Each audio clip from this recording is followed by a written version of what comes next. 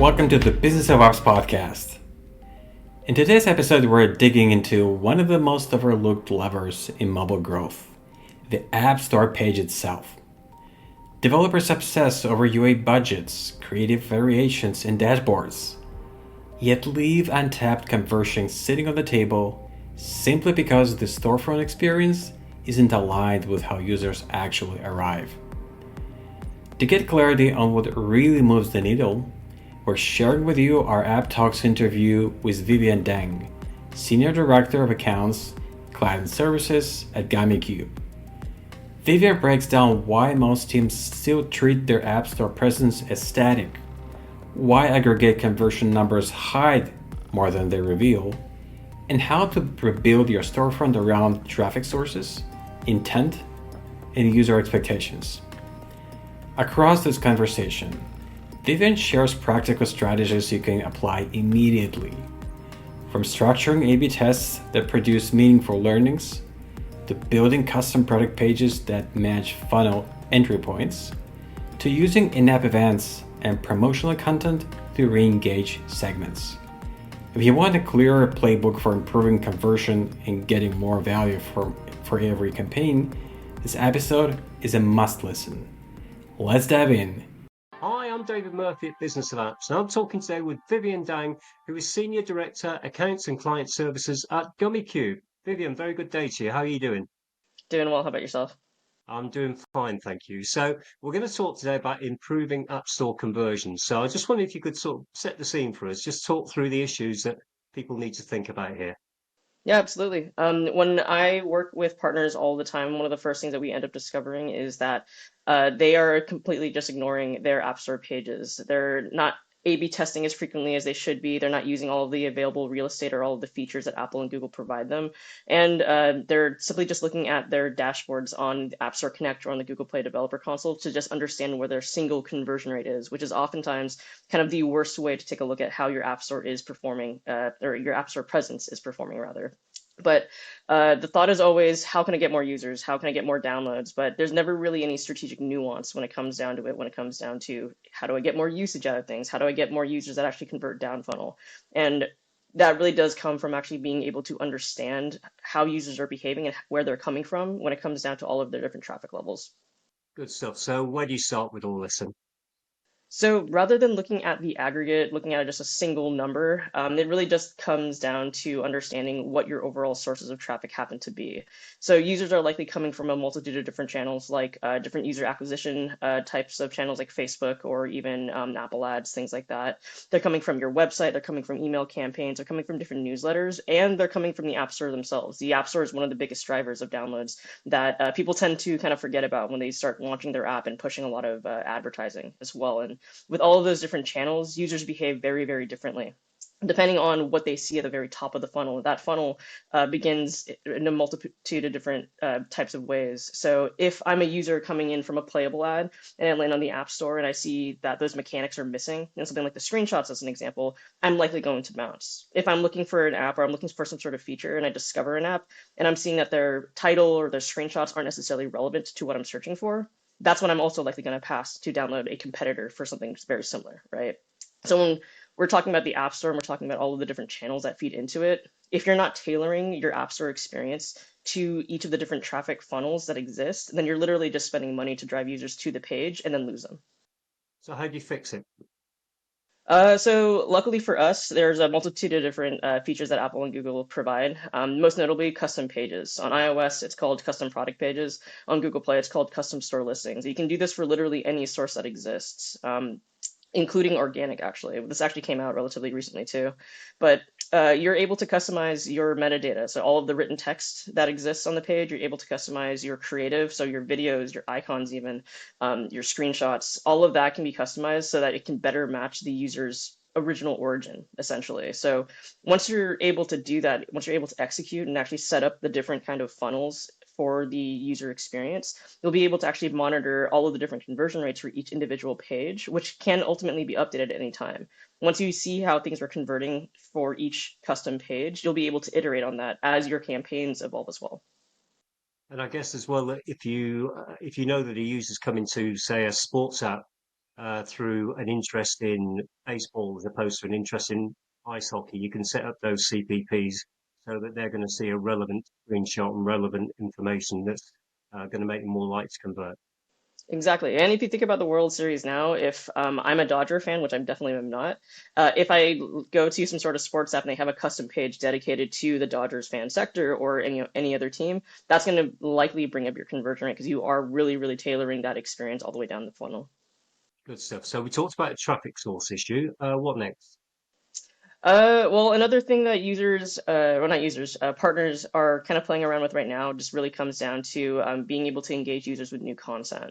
And if there's a new feature, if there's a new in-app challenge, or whatever it is you happen to be promoting at the time, leveraging in-app events on iOS or promotional content on Google Play is going to help you surface a lot of that new content to not just new users, but existing users as well. So you're thinking about users who might have downloaded the app at some point in time and haven't really interacted with it in, let's say, a couple of months, or you're even thinking about users who might have downloaded the app in the past and then have ultimately deleted that. And these events can be customized to those different types of user segments as well. And the benefit to these things is that events are relatively straightforward to set up. The only really kind of hitch that users or developers run into happen to be, gathering a deep link and things like that too.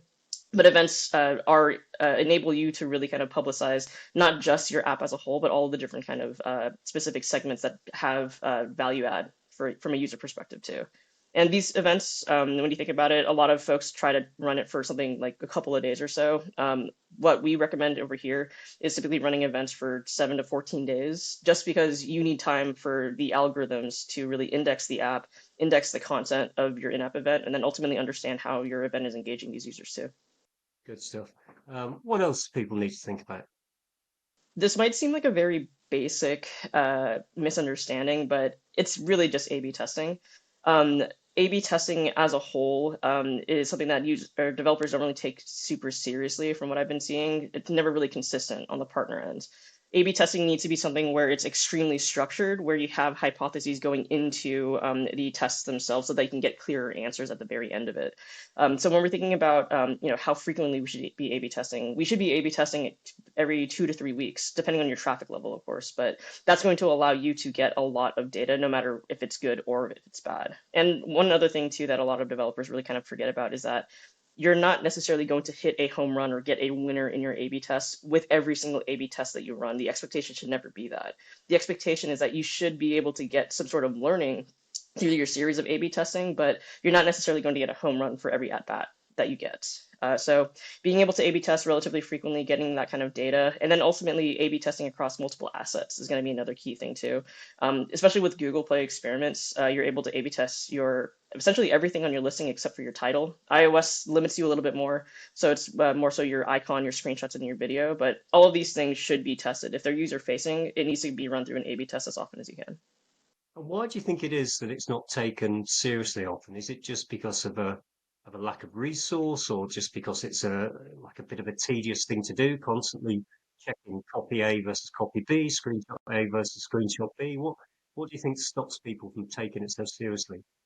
It's a great question, and it really can be a multitude of things. Just from my working experience, it seems to be a little bit more of a resource thing as well, because as easy as the setup may be, it is very, very tedious to pay attention on a daily basis to understand how the swings are kind of moving back and forth. Trends on A/B tests change extremely frequently, so if you're not dedicated to understanding how the A/B test is kind of going over time, then you do kind of lose sight of it on occasions. But it would be a mixture of resourcing and then ultimately how tedious it can be.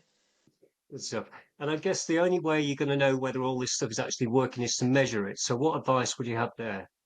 Kind of going back to the very beginning, making sure that you don't look at things on an aggregate view. When you're looking at your conversion rate, you do need to make sure that you're breaking it up from a per channel basis. Because if you're looking at everything just on average, an aggregate, then you're not necessarily going to understand what it is that's bringing your conversion rate down or up in that case. Once you do break it out in or on a per channel basis, then you really get an understanding of, did this custom page increase my Apple search ads conversion, or did this custom page improve my organic conversion? And another key thing too would be the data that you actually end up looking at on the respective platforms. On Apple, A lot of folks tend to look at your product page view to install, but we should actually be looking at things from an install to impression basis, because you're looking at the top of the funnel in that case. And for all your referral channels, like any kind of ads that you might be running, those are counted at the product page view level anyway. So that's already going to be taken into account. On Google, we can only really measure between store listing acquisition to store listing visit. But again, at the same time, you do really want to make sure that you're paying attention at things on a per channel basis for all 3 channels that Google gives you to. Good stuff.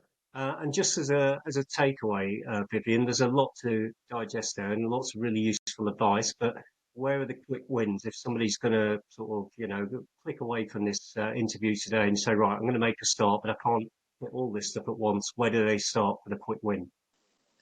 Your starting point would be looking at your own data and then setting up your custom pages. A lot of that goes unnoticed when users are when developers are setting up their own marketing plans. They think, I'm going to go out, I'm going to launch, I'm going to go ahead and just start all of these channels and then hope that the app store performs. But in reality, you should be taking stock of every single individual channel and source that you have, so that you can best prepare yourself for that launch and ultimately for your long-term success. Brilliant. Vivian, thank you very much indeed for that. It's been great talking to you. Of course, you too. So that's all for this chat on improving App Store conversions with Vivian Dang from Gummicube. Hope you've enjoyed it, and we'll see you again very soon. Bye for now. And that was the episode 252, Fixing App Store Funnel Drop-Offs, featuring the App Talk interview with Vivian Dang, Senior Director of Accounts and Client Services at Gummicube. To listen to more episodes, by now we have more than 250 to check out. Subscribe to our podcast on iTunes, Spotify, Stitcher, YouTube podcasts. Just search for Business of Apps and you will find us easily. Remember, we release episodes on Mondays, so subscribe and you will be able to get new episodes on your smartphone, tablet, or computer as soon as we release them. And please don't forget to leave us a review or comment on iTunes. It is highly appreciated. And all episodes will also be available on businessofapps.com. Thank you for listening. See you next week.